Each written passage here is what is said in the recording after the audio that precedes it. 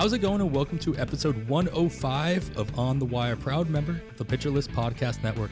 You follow the pod on the Twitter at On the Wire Pod. You can follow myself on the Twitter at 80grade. That's all spelled out. And you can follow Kevin Hastings at Hastings Kevin. That's the only way you're going to be able to talk to Kevin today, though.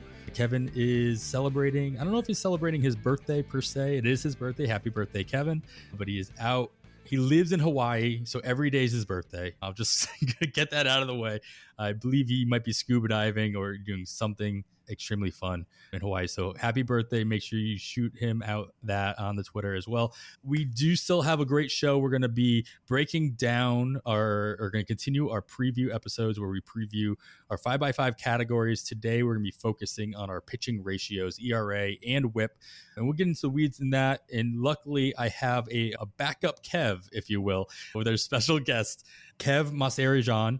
Hopefully, I've been practicing that. Hopefully I didn't butcher that too much, Kev. But you guys should be following him on the Twitter at RotoSurgeon. You probably already are. You can also listen to Kev on his own podcast, the Operating Room podcast as well. Make sure you're tuning into that as well. Today, we're going to be talking about those pitching ratios, Kev. And thanks so much for jumping in with me. And I'm looking forward to chatting. But how you doing? I'm doing great. You actually did a good job on my last name. Wasn't 100%, but it was as close as I can ask. It's spring training. Adam, thank you. It's a pleasure to be on. Thank you I would have loved to talk to the other Kev. It's his birthday, and your birthday, you could do whatever you want. No complaints on this end. Happy birthday to him. Hopefully he's enjoying Hawaii. I didn't even know he lived in Hawaii, so shout out to him for that. Yeah, he moved back. Unfortunately, he had to come back here at one point to the mainland. Luckily enough, I think he mentioned in the last episode of the episode before, it's not even his fault that he got to move back to Hawaii. It's his wife's fault. He got a job offer. Congratulations to Kevin. It's always the wife's fault. I've followed my wife to multiple places across the country, and it's not usually my choice. So I totally get it. All right, but we're gonna get right into it. We got a bunch of news, and it's just you and me, so we'll get right into. It seems like this happens every week, though. We go through all our news, and then on Sunday, as our episode drops, 5 more things drop. And this happened, I think, on Sunday, Monday, and Tuesday. A lot of stuff came across the desk. First and foremost, one of the worst ones, we'll get it out of the way first. Gavin Lux looks like he's going to be missing the entire season with a torn ACL. Basically been ruled out by Dave Roberts for the 2023 season.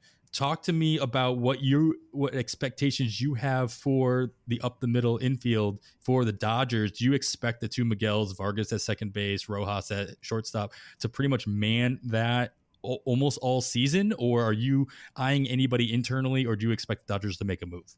I expect them by the trade deadline to make a move, but for now, I think they're going to be content with the roster as is. It looks pretty bad on the surface when you look at the bottom half of the order, but they always figure it out. Vargas, he has the hairline fracture in his, I think, pinky or finger somewhere. So he's dealing with that. He hasn't really been taking swings. Rojas, he hasn't swung one time. Nope. He still walked a whole bunch. Yeah, Rojas is not very good, but he's capable. He's a solid defender, so he'll see playing time. I expect Chris Taylor to be playing borderline full time within the first few weeks. I think he's going to be an integral piece in the Dodgers, so he's the internal option that's going to take over as the guy basically up the middle, where I don't know what's going to happen with Vargas. I assume he'll play a good enough amount of time. Rojas, 60 to 70% of playing time will go to him, but overall it's going to be Chris Taylor. I think that benefits the most of this, and I expect a bounce back from him given that he didn't have elbow surgery this offseason. Yeah, I like this for Chris Taylor a lot as well. Not that it was in question, but I also like it for Max Muncy, knowing that he's not going to sit once or twice a week as he might have done last year, especially while he was nursing his injury. Yeah, I told somebody on Twitter the other day, I'm with you. If they make a move, they make a move for a big name at the deadline. They're not. I think they traded for Miguel Rojas.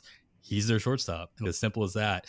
And I think that he's a viable volume play if he's on your wire and you need somebody in the middle infield who has a 4-game half week to start the week. Somebody to consider in that room, but not going to be dressed. Still, even in that lineup, as you mentioned, it's a little top heavy. Not exactly what we were scared of last year, where you always wanted to say, hey, if I can get a piece of the Dodgers lineup in my fantasy lineup, I'm happy. it doesn't feel that way going into 2023. They should still be very good. This is a top 5 offense. You have 2 future Hall of Famers at the top. So even though it's top heavy, it's like it's top heavy in a way that it's like manageable whatever happens in the bottom 3 or 4 of the order. Like Trace Thompson, oddly enough, like I know a lot of people don't like Trace just because he's like Klay Thompson's brother. He feels a nepo baby and whatnot just because of Michael Thompson's son. But I think he was like top 5 in Woe Bacon last year. Like it was like him, Aaron Judge, and Jordan Perez were top of the charts. He was ahead of Mike Trout on contact. So if he somehow puts it together, the Dodgers have just another miracle on their hands. But overall, it doesn't even matter if that happens because Betts, Will Smith, Freddie Freeman, Muncy, if he's healthy, JD Martinez, who people don't really talk about, the Dodgers added like a 130 weighted runs created bat in the offseason for 10 mil. They're going to be fine. I'm not worried. Like Miguel Rojas, I'm just not interested in. He's not going to play enough and he's just not good. And yeah, that's usually the part that matters. That's the big, it matters more that he's not good. Yeah. But Chris Taylor's the guy I'm interested in. And it sucks because I was really excited for Lux's season. I was expecting like a 15-15, 290 average kind of season with really good counting stats, but especially after that photo of those arms rolling around. Like those photoshopped arms that I put out. People loved it. You're the tinfoil hat too, right? Yeah, no, I was playing around. I was having a good time with that one. But overall, even if Lux didn't look like a WWE wrestler, he is still bound to be better I think he's like 24, 25. Like, oh yeah, he's still really young, and hopefully this leg injury or this knee injury doesn't affect him moving forward. Yeah, it puts in a situation if you're in a startup keeper league, this is a last round pick. That's a nice little stash. He comes back 100% in 2024.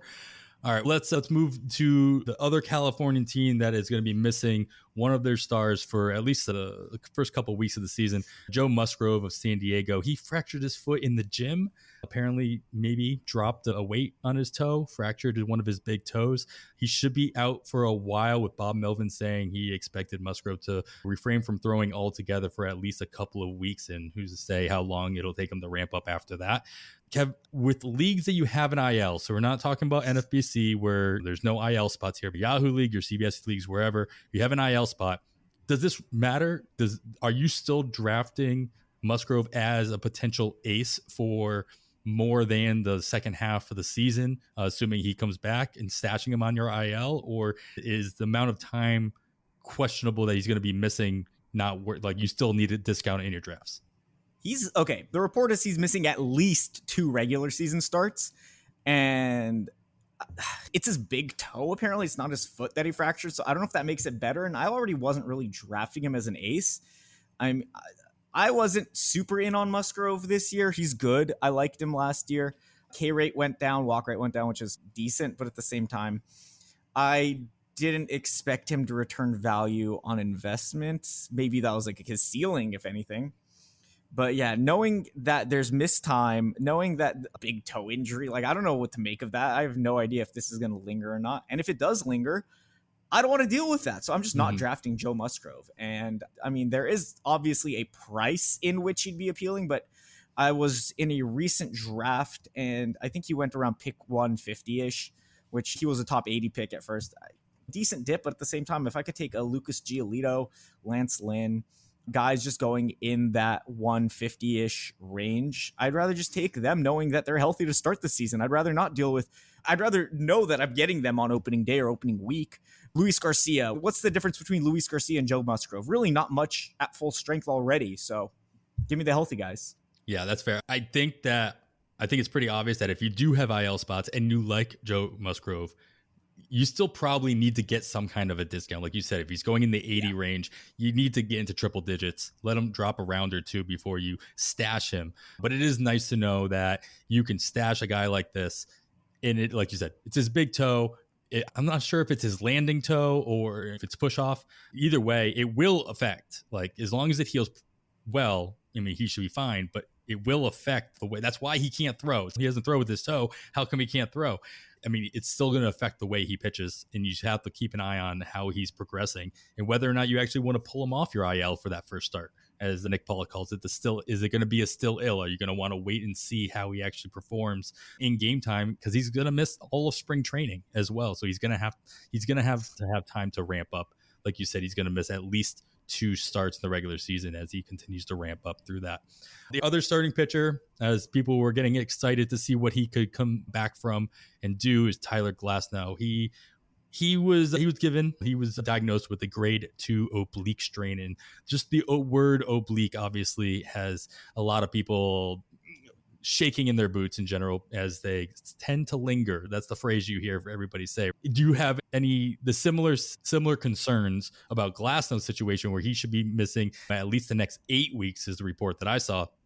Do you see him similar as Musgrove, where give me the guy, you'd rather have the guy that's is healthy now? Me personally, like, I'm more scared of Glasnow, not only because he's going to miss even more time than Musgrove, but coming back from the oblique and coming back from his previous injuries as well scare me even more. Me personally, I need a lot bigger of a discount here. What's your take on Glasnow's situation?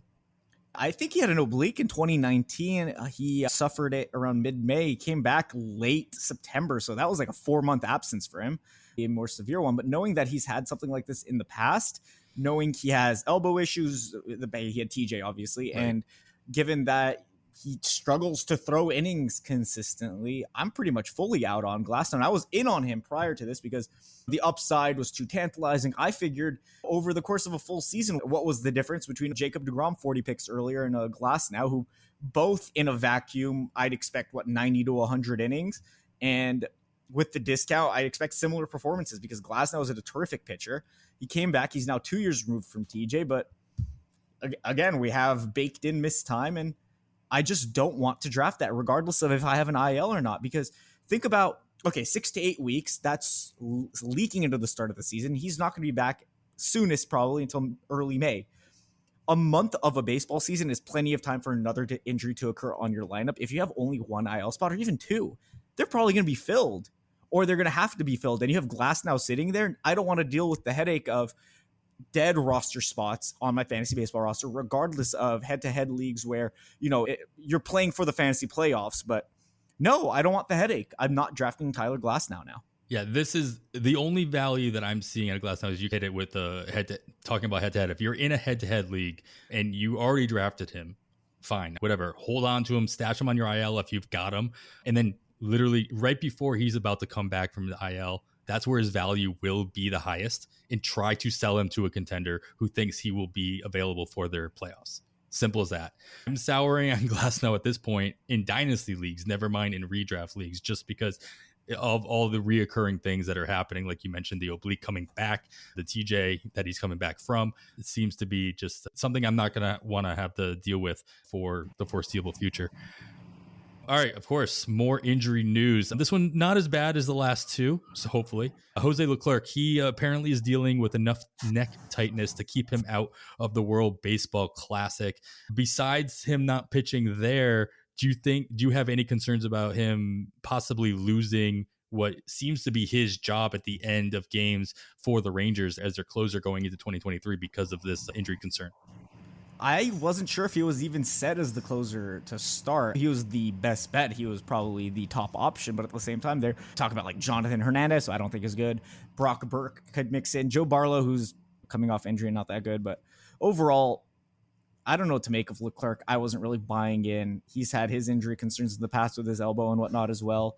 Being 2 years removed now from TJ's or whatever he had. Was it a shoulder or his elbow? I don't even remember. I think it was TJ. Yeah, because it was the problem. He was walking everybody before it. Yeah. And then all of a sudden, oh, yeah, he's going to have TJ. Oh, that explains a little bit of that. He's definitely talented, but he's had one good season in the major leagues, and that was 2018. He was fantastic. His career high is like 14 saves. It's a walk monster in general. I just wasn't really drafting him anyway.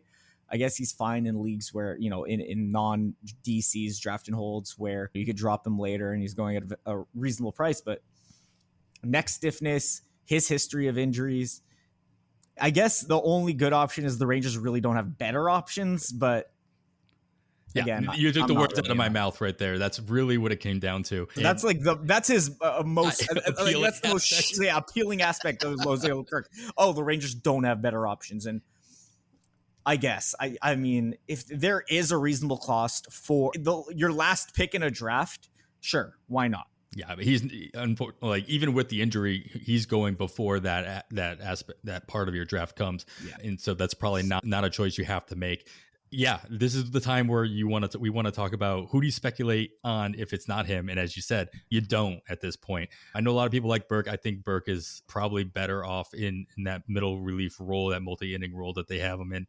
And then Jonathan Hernandez was given the opportunity and he did not really perform when given the task. So one of those things where we'll see a couple of fab bids in the first couple of weeks of the season if it comes up, just because saves are still saves.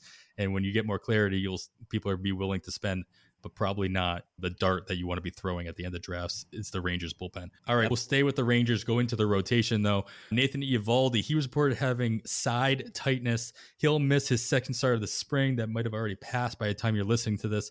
But in his first start, he was impressive. He had elevated velocity, what we wanted to see. I believe he was sitting in the 95-96 range instead of the 93-94 range. So that was great. Everybody was talking about how his draft stock was going to go up after that start, and now this. So I don't know where you stood on Eovaldi beforehand, but which one of these is impacting you more now? The fact that he did so well in his first start, or the fact that he's dealing with side tightness going into his second, what would have been his second start? I weigh the side tightness more than anything because, yeah, it's great to see him pumping 98 to start. But at the same time, the issue with Eovaldi is being able to maintain that throughout a season. We're already seeing him dealing with these not lingering issues, but like these issues appearing immediately, like after his first 2 innings. Was it an inning or 2 innings? He's another guy, history of injury issues. At his best, he's amazing, of course. Like, I think he has pedigree. He's been around. He had a bounce back these past 4 or 5 years. But yeah, it's as red a flag as you can get, honestly, when it's just immediately after he's dealing with an issue. And I get it. It's early March. It's only tightness. It's not the end of the world. But for him to be effective, he needs to be pumping that velocity in that 97, 98 range. If he's going 92, 93, I don't want Nathan Eovaldi. Yeah, that was the concern last year as well. And yeah, I'm with you. Eovaldi's the type of guy that we see this a lot. We're seeing this with Adam Wainwright now. It's early on in the spring training. He's pumping 85, 86, but he's also 40 or so. Yeah. And so we expect that, right? We need to see somebody like Eovaldi, even though Eovaldi's still not a spring chicken anymore. You still want him. You still want to know that he did everything he could in the offseason to get himself back up to where you want to see him from the get-go. You don't want to have to wait 2 or 3 weeks into spring training to see that. All right, 2 more here, Kev. We got the Cubs. We touched on this last week, actually, but a little bit more has come out about Seiya Suzuki. He was officially diagnosed with a moderate oblique strain himself. What kind of impact is this having on you? Like outfield, as everybody and their mother is saying, outfield is so thin. And I think in similar fashion, outfield is turned into starting pitching, where we see starting pitching get pushed up in drafts later on in the season because these injuries pop up, right? And so the value of the non-injured starting pitching goes up in drafts. Outfield very well may be the same thing, where we start seeing guys with a little bit more guaranteed playing time because other guys get hurt, or guys like Suzuki get hurt and may miss some time. So where do you land on Suzuki? Are you willing to stash him, hoping that this kind of works itself out through spring training? Or is this an oblique? Do you just stay away from obliques because you want somebody who's healthy to start the season? Ideally, I want someone who's healthy to start the season, but given the state of outfield right now, there is depth, but it's hard to find to say a Suzuki. It was his first year in America last year. He had a solid season with the Cubs, underwhelmed definitely relative to expectations. I expected a massive second year because some of these guys, Hideki Matsui, look at him, a guy who in his second year came and set the world on fire. He was fantastic. They do take time to develop the transition, language barrier, whatever it is. Yeah, so when they come over from Japan, Korea, wherever, I always give them a mulligan year. And Suzuki was going to be that guy, and I was buying in prior to this. And there is a range where the 200-ish ADP, he was going 110, 120, but now give him an 80 pick drop. I'm interested around like the Michael Confortos, the Jacques Petersons, where there's already flawed profiles of these hitters or injury concerns or whatever. Yes, you're buying into, say, Suzuki's current injury, but at the same time, the upside of 25-15, 25-20 you get out of Suzuki, even though the lineup's not that good, it's very appealing to me. And a moderate oblique strain, probably 6 to 8 weeks, like Tyler Glasnow, but I'm not as afraid for a hitter as I am for a pitcher, where, especially with a pitcher with elbow concerns throughout his career. So I'm willing to be open to Seiya Suzuki after 80 or 100 picks after his ADP to start the draft season.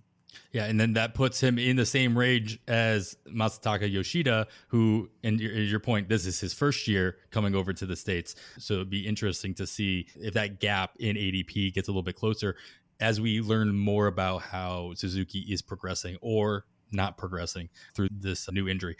All right, last one here, Kev. We have Brendan Rodgers. He left Tuesday's spring training game with a dislocated shoulder. It had to actually be popped back into place on the field. Now, though, it appears that he may need surgery to repair it, and that could put his 2023 campaign in jeopardy entirely, in the same vein as Gavin Lux. So I didn't really mean to bookend the news with these two terrible injuries. It just happened to work out that way. What we all know about Rockies are going to Rocky, how they treat their young players or don't treat their young players or whatever. But what options do you see the Rockies having if Brendan Rodgers is not an everyday fielder for them? The Rockies are screwed one way or another, so that's on them. I look at it like, I guess this is the best news possible for the young Rockies, like Elias Montero, Ezekiel Tovar, who I wasn't really in on prior to this, but getting a middle infield spot open. People were like, "Oh, Alan Trejo is going to take over." Alan Trejo is terrible, but he still might play because they're stupid. But when you look at it, yes, I think Tovar is a viable option. He might not be up for the first week or two or until Super 2 is up, but once he's up, I think he's going to stick because Tovar has the skills to be a very valuable real life and fantasy piece. More so immediately, Elias Montero later in drafts. This is not for like home leagues. No one's actually going to draft Elias Montero or Harold Castro, but these are two guys that could definitely benefit immediately from Brendan Rodgers' injury. Luckily, Brendan Rodgers, not luckily, but he's had his injury. It's like a significant history between, I think, his knee or back or whatever. His body's been in shambles for the last half decade, and he's been one of those prospects who people have been waiting for his Byron Buxton second, like his resurgence or something where it never happened. And it's unfortunate because it just might never happen because this is another huge red flag on him. And I wasn't really in on him, but yeah, I guess Harold Castro, Elias Montero right now benefit, while Tovar, if you were drafting him in the near 300 ADP range, you might get a big winner out of this. Yeah, Tovar will have to be held down pretty long in order to get that added benefit for the Rockies of extra playing time. There's also a possibility maybe the Rockies actually believe in Tovar and they start him on opening day. I believe he would be eligible. He would make the Rockies eligible for that compensation draft pick if he were to win NL Rookie of the Year. There's always that option. As long as he's on the opening day roster, I believe he would have been on two of those three prospect lists that he has to be on, at least the top hundreds. So there's always that possibility as well. I'm personally seeing Tovar as this year's Jeremy Pena, the guy that you think they could very well just start off. The difference is Pena didn't actually have any experience going into last year, and he still made the opening day roster and was the starting shortstop. But it's the same boat where I'm seeing him go in drafts. He's going pretty much where Pena was going last year, and it's in Colorado. The one thing going for you in Colorado this year, as Kevin points out all the time, is that in the NFBC, with the lineup changes that you make on Fridays, you can manipulate your fantasy roster to only have Rocky hitters in your lineup while they're in Colorado, and you can bench them every single day that they're on the road. So you can get all the best of them and none of the worst of them. It's almost like playing at a best ball. So that's something to consider if you are looking at, or if you find yourself having to draft a Rockies hitter, consider drafting a fantasy platoon partner as well, so that you can rise that a production. My only contention with the Jeremy Pena comp is Pena was like 24 last year and Tovar is 21. So there's age that they could use as an excuse. This is like just the Rockies POV, just to play devil's advocate, because the Rockies do everything to suppress their young players, regardless of how talented they are, regardless of everything, because they're the Rockies. Yeah, so the age gap is huge, getting the extra year, and they're not in win now mode. So relative to the Astros, who they're like, oh, we need a good player. We don't have Carlos Correa. We need someone to play shortstop. Jeremy Pena makes sense. Plug and play him. Tovar, yeah, he could help them. He could help the Rockies right now, but they have little to no incentive. They're not in the window. Sure. Yeah, and banking on him winning NL Rookie of the Year to get that comp pick, I don't think they're going to risk it. Like, the odds just aren't really in their favor to make a decision like that. And they don't care about how many wins they have. They just care about cost control. Yeah, especially when you have Corbin Carroll out there as obviously the favorite in the NL to win that award. Everybody assumes that everybody's playing for second in that scenario anyway. All right, that is enough news for now. We're going to get into the meat and potatoes of the episode that we talked about at the start of the show, talking about how we're drafting our pitching ratios, and then we'll talk about a couple players that we'd be looking for at the end of a draft to help in the first week or two in those categories. But first, we're going to take a quick break.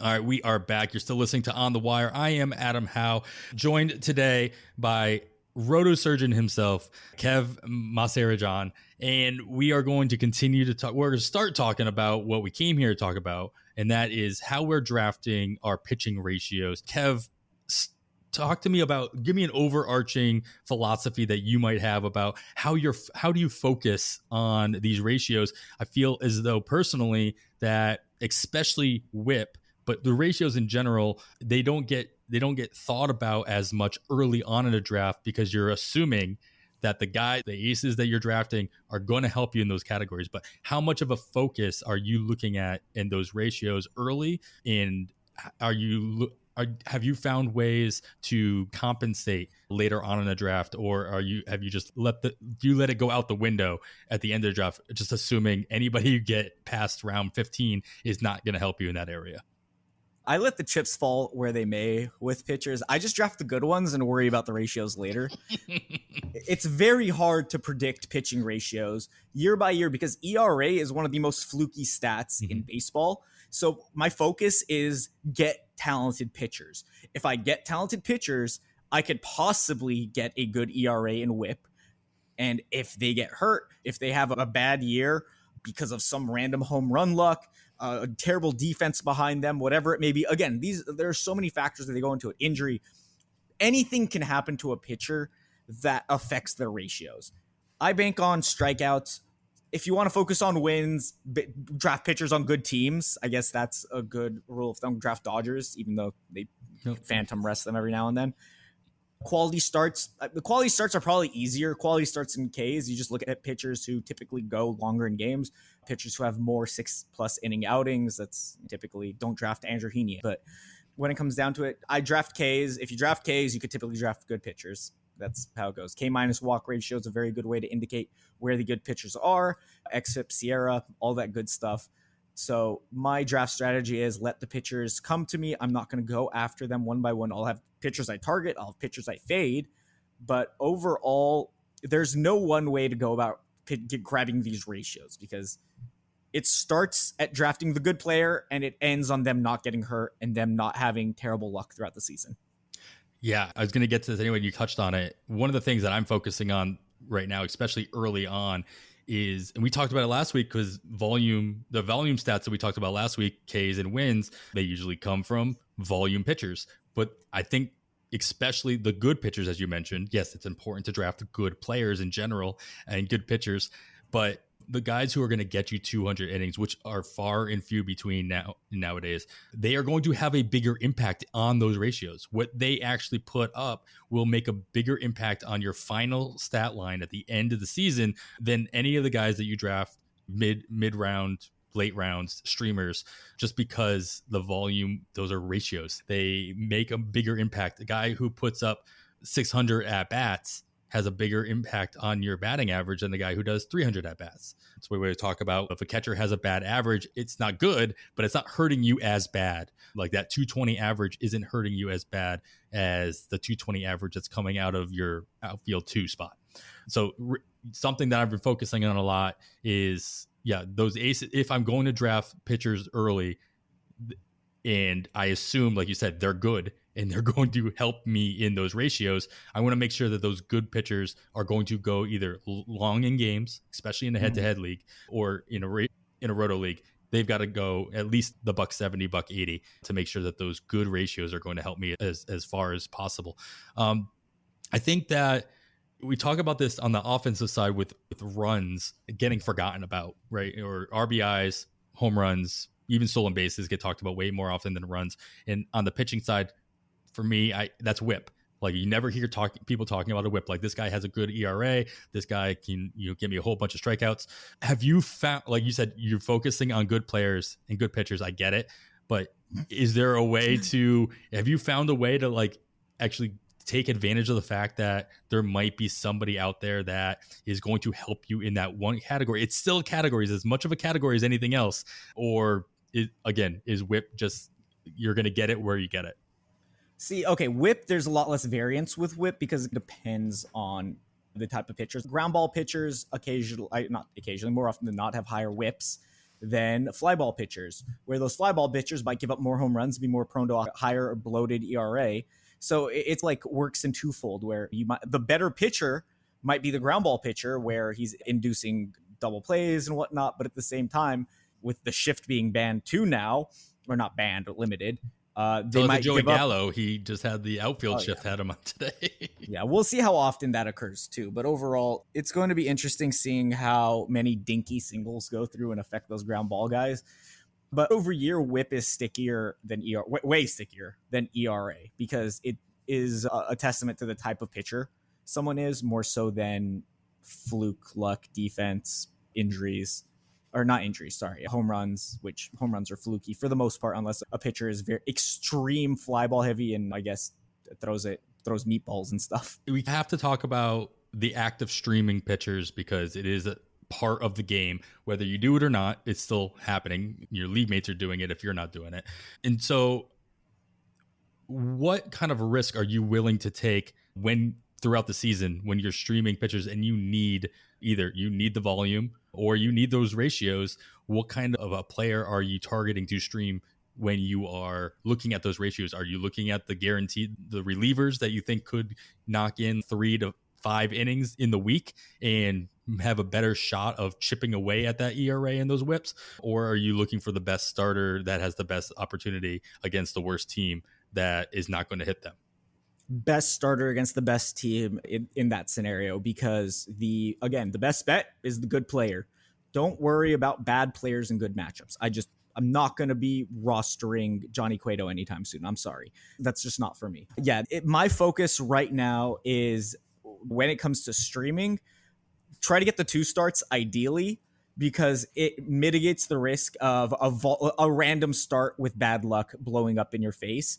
And it gives you the opportunity to potentially get more Ks and 2 wins, or 2 quality starts per se. So you maximize that opportunity per week. Even though that second start could get blown up, it could limit the first start that gets blown up. When it comes to relievers, it's very hard to stream relievers. I tried this last year in a league where I only had 1 closer, and it blew up in my face. I kept picking up the wrong guy for saves, or I kept getting the guy who got blown up in a week, because again, pitching is very fluky. It is very hard to predict. So getting the guy who you can maximize throughout a week, who you know is going to throw the most amount of innings, aka that 2-start pitcher, who you want the most talented 2-start pitcher. You don't want to just go. You want to get Gombered. Yep. Yeah, you don't want to get Gombered, exactly. So going after that, it's obviously somewhat subjective to say the best guy, because that can mean different things to everybody. But I look for just who via peripherals or whatever has put up the best numbers over the past year or so, or like mid-season, who's having the best season. Even if the matchup's a little tougher than the next guy, I'll go with the better pitcher. Unless, of course, it's like at Coors or at Great American Ballpark, where those are like the only 2 places. Those are the 2 parks I'd stray away from. Maybe Yankee Stadium. Got to stay away from Yankee Stadium. Not to mention you're going up against a powerhouse offense, as on top of having the short porch and just the batter friendly field. Yeah, something that Kevin and I have been preaching, and I say I'll stream the reliever, especially when I'm trying to go after my ratios, as long as I feel they're going to get the volume to actually do damage. And when I say that, it's like I'll look for the middle reliever who hasn't pitched all weekend, so that I know, or I feel confident that they're going to come in on Monday or Tuesday and have more opportunity throughout the week to come in and not just get 2 or 3 innings. Hopefully they can get all the way up to 5 or 6, which is the equivalent of a start, and they're just doing it in smaller increments. It's still going to add up to the same. Yes, that gives them more opportunity to get blown up. And to your point, you still got to be focusing on the good players, the good pitchers. And I'm not going to be throwing guy out there just because I think they're going to get volume. But then again, the good pitchers are the ones that in bullpens are usually the ones that are going to get the volumes from their major league teams as well. So I have that going for me as well. At least I have the major league teams looking out for my best interest in that way. All right, I know we're going to be looking at ratios throughout the course of the season, but you really got to start looking at every single category from the start. So we're going to talk about a couple of players that we might be looking at with our final draft pick, with our first week's worth of fab, that can fill the gap, fill the holes in our rotations, that can help, or at least chip away, give us a good starting spot in going into the 2023 season. But before we do that, we do have to take another quick break. All right, we're back, Kev. Let's get right into it. I asked you to take a look at the ADP board of online championships over the last month and take a look at players that were going past pick 325. So these are guys that are going in the last 2 or 3 rounds, if at all, that could possibly help you in your pitching ratio categories, your ERA, your whip in the first week or two. Maybe you hold on to them longer than that, but really my personal focus on here was guys that I'm going to build that I think are going to get a start in that first 4-day week before we turn over to the second fab period, or could line up for 2 starts. They're decent pitchers. They're going to get you volume, and they can cut into those ratios for you. So I'm going to let you start it off here. I asked you for 2 starting pitchers and 1 relief pitcher that could chip away those ratios. Who are you looking at? First off, Jose Quintana. He's going after pick 350, I believe, in drafts. He's been pretty late, and he's not this. Oh, he's going after 325. Excuse me. He's around 327, and for the most part, he might get 2 starts against the Miami Marlins to start the season, and then that 3rd start against the Oakland A's. So schedule lines up very well, very favorably. That's reason number 1. Reason number 2 is, I guess, getting signed by the Mets is as favorable as you can do, because that's a top 2 pitchers park in the MLB. So even if, let's say, he cruises through those first 3 starts and you're like, I don't know if I should drop him, just know his home park is amazing. Like Taijuan Walker, who isn't a great stuff pitcher, maybe back in the day it was prior to all those injuries, but now he had a fantastic season with the Mets, and he should have been blown up several times. So Jose Quintana, even though he isn't the most talented guy now, he has reinvented himself over the past year or so after his not so great era with the Cubs, and Pirates signed him, fixed him, Cardinals got him. He was fantastic for the most part last year, and I expect somewhere between a 3.5, 3.8 ERA for him this year. But ideally, you're getting him for these first 2-3 starts.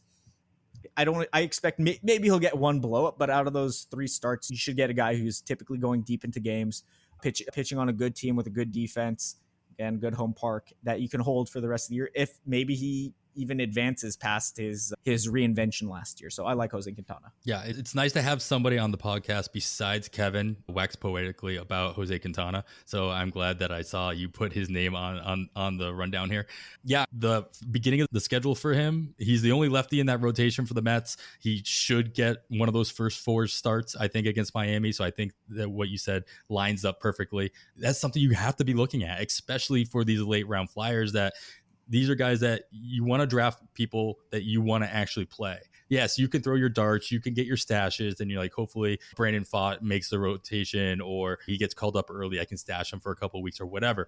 But a guy like Quintana, you want to know that if you're going to draft this guy, I want to be able to play him. Jose Quintana is not the type of player that you stash.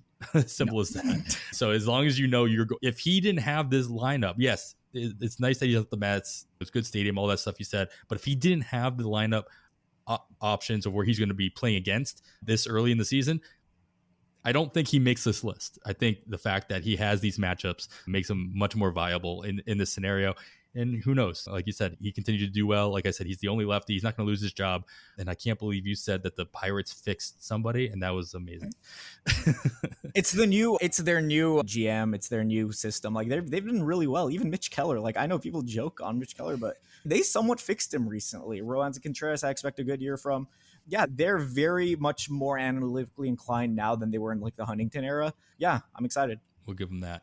All right. So I'm going to give my two guys, and I want your feedback on this, because I think I made at least one terrible choice here and maybe one viable choice. And I want you to pick which one is which. Basically, I went after, again, I'm looking for guys I think are going to start in that first week. So I went after the San Diego rotation. We talked about Joe Musgrove is not going to make his first couple starts of the season. That opens the door for Nick Martinez and Seth Lugo to be in the rotation in the starting five. Seth Lugo is not the guy I chose here. Nick Martinez is. And then the other option here is Michael Wacha. Michael Wacha, and I picked Michael Wacha and I picked Nick Martinez for the very simple fact is that they're going to start in that first 4-game series that they have. And so I want to make sure that I have 9 pitchers that are going to actually produce in that first week. Now, with that being said, they also have Colorado on the road. That is not as appealing in the first series. I get that, as you might think, just because they're not coming from Colorado to play. They're coming from Arizona, which is a whole lot similar to San Diego in that respect. So they're not being affected by the altitude and then leaving the altitude and all that. It's still the Colorado lineup.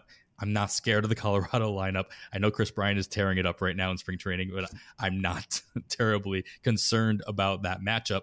And whether even with Michael Wacha's like end of season with the Red Sox last year, not looking that particularly great. The first few weeks, April into May, didn't look half bad for him. And so if he's coming back in that same kind of groove out of spring training for the Padres, this could be an option to, I know we're talking about ratios here, but going up against Colorado, he could give you all 4 categories from this start. Nick Martinez has looked much better in spring training. Wacha has not. I will give you that. I'm not even going to pull up the numbers. I just know he's got 50 over 6 ERA. I think he's got 15 innings already. So they've been throwing him out there. He's not performed that well. It's early in spring training. It's overreaction city. I totally get that. Nick Martinez is probably the one I would lean toward more.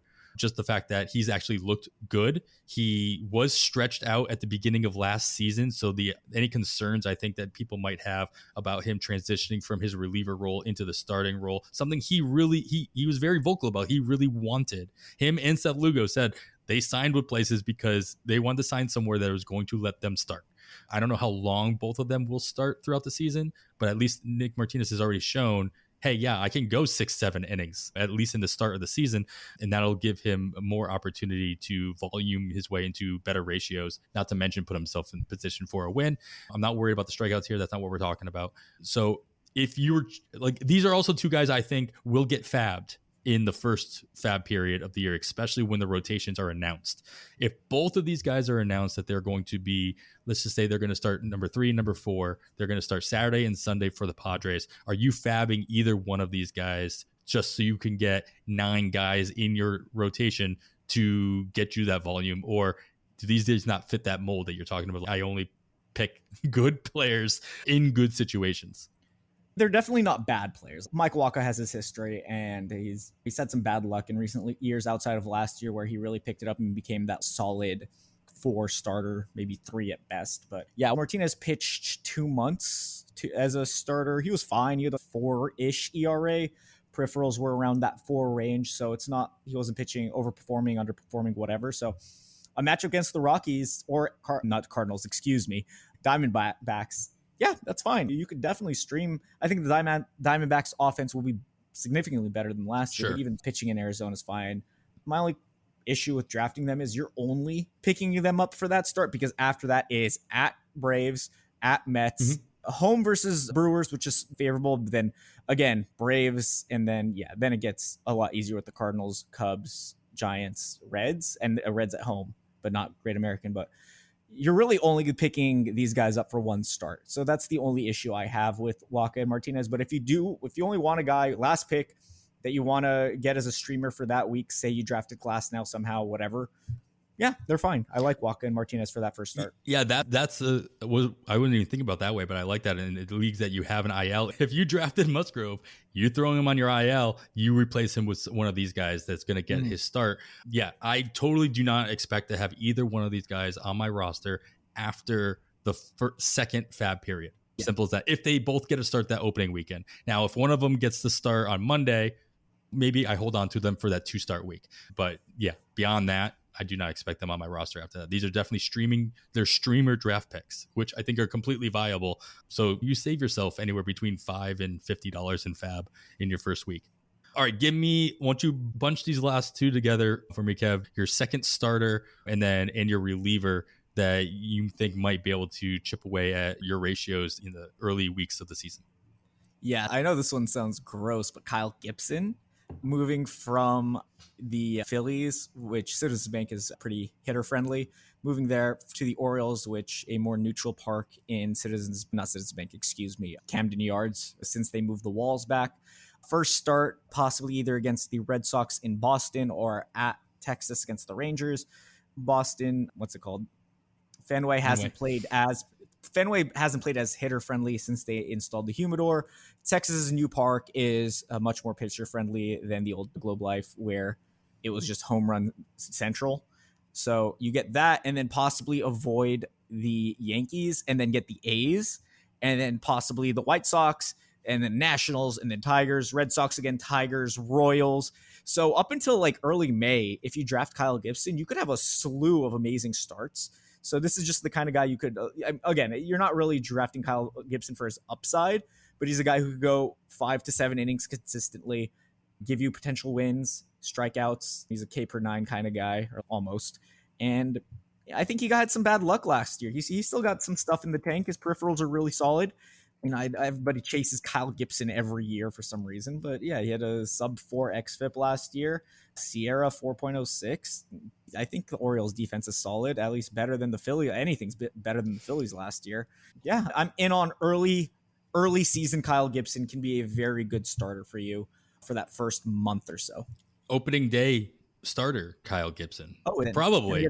Look at their rotation. As much as we all want to see Grayson Rodriguez out there, I don't think he's got to earn his spot in the opening day roster. Never mind the opening day starter gig. So he'd get Boston, the Rangers, the A's, the White Sox, and then the Tigers. So I like that. I like that a lot. I like those matchups enough where it's one of those things where I probably won't end up drafting or picking him up for that first start, but I'm hoping he gets shelled so that he gets dropped, I can make a bid on him for the remainder. That schedule you laid out there does look pretty nice. All right, what about your reliever? Where do you land on? I know that like you said, you don't stream the relievers, but I think that this is a valuable position that is untapped in a lot of leagues. Who would you be looking at that could chip away at those ratios?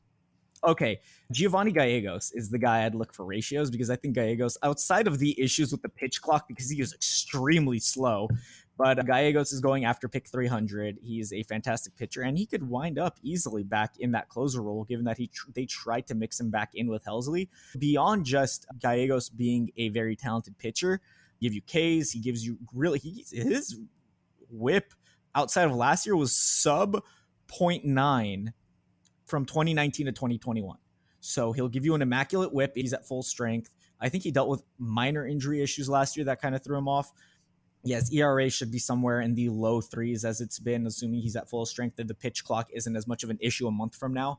Yeah, give me Giovanni Gallegos going around pick 320 if I'm looking for a guy for ratios and potentially even getting me saves down the line, because Helsley throws like 102. He could blow out his arm any given day. Yeah, St. Louis is not. Helsley only had 19 saves last year. Gallegos is going to get some saves. I love this call out here just because he's going to help you in 3 categories, especially in a 12-teamer where you're getting him in the last 2 rounds and you feel confident you would actually use him early on. This isn't a stash. This is the guy who actually can produce for you, which is what we're going for here. I like that call out a lot. And I think that, like you said, anything can happen in that St. Louis. I don't think Helsley is as personally. I've been fading Helsley entire draft season just because it's not enough of a guarantee that he has that job to be drafting him where he's being drafted. Early on in draft season, I was going gung-ho at solid closers that I knew had the job. I got burned by Liam Hendricks, unfortunately, in 2 spots, but mostly the Edwin Diaz's of the world, the Rafael Iglesias of the world. I had no problem paying up for them. Now, as the season is getting closer, a couple of situations have gotten cloudier, but a couple have gotten a little bit clearer. I'm willing to wait. I'm willing to get take my Flyers down the line, and Gallegos is going to be one of them. My relievers that I'm focusing on an entire bullpen, and that is the Tampa Bay bullpen. And the main reason for that is exactly what you talked about with Jose Quintana, what you talked about with Kyle Gibson's schedule, and that is the Tampa schedule to start the season. The first 3 series they have against Detroit, at Washington, and then against the A's. And Jason Adam could be in the very same situation as Gallegos, where he is stealing saves from Pete Fairbanks, who I think a lot of people are just assuming has the job. We all know what Tampa's history is, and Tampa has had history, granted, of giving a guy 40 saves in the season, so that can happen, but Fairbanks has not been the pinnacle of health himself, and Adam is going to be right there as the C2, if you will. But I'll also point out another lefty in that bullpen, Garrett Clevenger. He finished the season after coming back to the team with 18 and a third innings. He had 13 appearances, struck out 25. He walked just 4. This is a guy who, the 3 teams I said, not only are they poor lineups, but they're pretty lefty heavy as well in those lineups. And so these lefties, I think, are going to get plenty of work in the first 3 series of the season. And these guys are going to get work in that first week that we have in the NFBC before Sunday. And I think they're going to get plenty of innings in the second week as well. So I'll be looking at who's the best reliever available at the end of drafts, whether I'm in a 12-teamer or 15-teamer, just to fill some innings. And these guys have the strong possibility of going, especially Clevenger, who, like I said, went 18 and a third with 13 appearances. So he's going plenty with over 2 innings worth pieces of work in his appearances as well. So can help me in that category a little bit more with a little bit more volume that you would see out of a reliever. Not to mention that early on in the season, starters still aren't ready to go 5, 6, 7 innings right off the bat. So I think there's going to be a lot more work for bullpens across baseball in April, especially in the first 2 weeks of the season. So keep an eye out for the best relievers out there that are going to get the volume early on, just because out of necessity, teams aren't stretching out their starters as long as they're not in midseason form. So there's going to be more opportunity for them to get in there.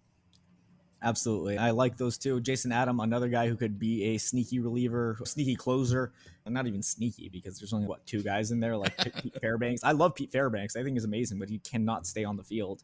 So, yeah, Adam's fantastic. You had Minter, you had Clevenger. These are all very good. Again, just draft the good players, figure it out later. It's very early in the season. It's not the end of the world. Focus on talent. Don't worry about the situation. Yeah, I love it. We don't need any more advice. You guys can turn us off now. That's the best advice you're going to get anywhere. No, seriously. That's all fantasy sports is. People worry about the nitty gritty of how many, for a fantasy wide receiver, how many targets per game with this quarterback, blah, blah, blah. No, just if they're good, draft them. If they're on good players on good teams. That's number one. First and foremost, all you want in fantasy is a good player on a good team. And then you knocked a next level down is good player. That's it. Those are the only two criteria you should have at every single moment. I add something to that, and just the fact that you want a good player on a good team that's giving the good player opportunity to play. We went through this with Kyle Tucker early on in his career when they weren't calling him up. And then when they did call him up, he wasn't playing every day. And then when he was playing every day, he was batting 6th in the order instead of 2nd in the order. And even so, let me interject real quick. Everybody complained about Kyle Tucker preseason last year. Oh, he's going to hit 6th in the order. Yeah, he hit 6th and had 107 RBI, 25 stolen bases and 30 home runs, which he had 30 home runs the year prior as well. So yeah, his average was lower, but overall, you still got a fantastic player. So we worry about these things that we should not be giving a single crap about and overblow it when Kyle Tucker's an amazing player. He's a first round pick, a top 6. I got him plenty of places. I'm not arguing that fact. I'm drafting him wherever I can. Yeah. And he could hit 6th all year if he wants to. I don't care. I got a good player, a very good player on a very good team. We don't have to care about all these other details. Someone gets hurt at the top of the lineup, they could slot him right in. There's 9 slots in a lineup. This is for the sake of offense, at least. 9 slots in a lineup. An injury could happen to any one of those 9. That bench player you're drafting, assuming they're a good player, can slot into one of those 9 spots. It doesn't have to be anyone specific, given how versatile players are, how athletic they are, and whatnot. So obviously, unless they're like pitchers or catchers, that's like the only 2. Overall, sorry for the rant, but it pisses me off every time I hear, oh, lineup slot, oh, playtime, oh, this or that. Are they good? Are they good? Yes, draft them. Are they on a good team and they're good? Draft them. Reach for them. There you go. I like this mentality during a draft. I think you're absolutely right during a draft. In season, there's a lot more nuance. Excuse me. Obviously, if they're not playing, that's different. It doesn't matter how good they are. They're AAA. Yeah, I'm not picking up the AAA guy, even though I think he's better than the major league guy. Okay, yeah, obviously there's some nuance. That's all. There's some nuance here. That's good. That takes the place of Kevin's normal situation where he comes in with his final thoughts. I think this is Kev's final thoughts. I think that works really well. I appreciate that. It's for every fantasy sport: baseball, basketball, hockey, golf. I don't care. Good players on golf. You're not on a team, but you get my point. Good players on good teams. Finn. That's it. End of podcast. All right, Kev, after all that, man, thank you so much for joining us. Why don't you remind everybody where they can follow you? And besides the podcast, if you've got anything else in the works as the season gets a little bit closer, what they should be keeping an eye out for? Yeah, obviously, Rotosurgeon on Twitter. Make sure to go follow me. That is my stream of consciousness. That is where I brain dump all of my fantasy thoughts, sports thoughts, pop culture, doesn't matter. My Twitter is basically a little door inside my mind, which not everybody wants to enter, but I understand. Roto Baller is where I write. That is where my fantasy sports writing goes. It's a fantastic website full of great analysts, great writers. I will be keeping up with pieces. I have some best ball pieces that came out on the premium content. Use promo code KEV at checkout for those discounts and whatnot. Best ball dynasty pickups I like, whatnot. And then the game day I'm working on a lot of mock drafts right now. NFL, like real life. This is outside of fantasy. So NFL mock drafts and NBA mock drafts and whatnot. Keep an eye out for that on the game day. And the operating room is the podcast. Make sure to check it out. It's available on Spotify, Apple Podcasts, and wherever podcasts are available. Adam, thank you so much for having me on. It's a shame we couldn't have Kevin on here to talk as well, but his birthday again. Happy birthday to him, and hopefully I get to talk to him soon. Yeah, thank you much for coming on, man. This has been more than a pleasure. Yeah, if you're not following Kevin, make sure you are doing that at Rotosurgeon, listening to the operating room. And that's going to wrap it up for episode 105 of On the Wire. And after all that, man, I am Adam Howe. On behalf of Kevin Hastings, thanks for listening, and we bid you goodbye.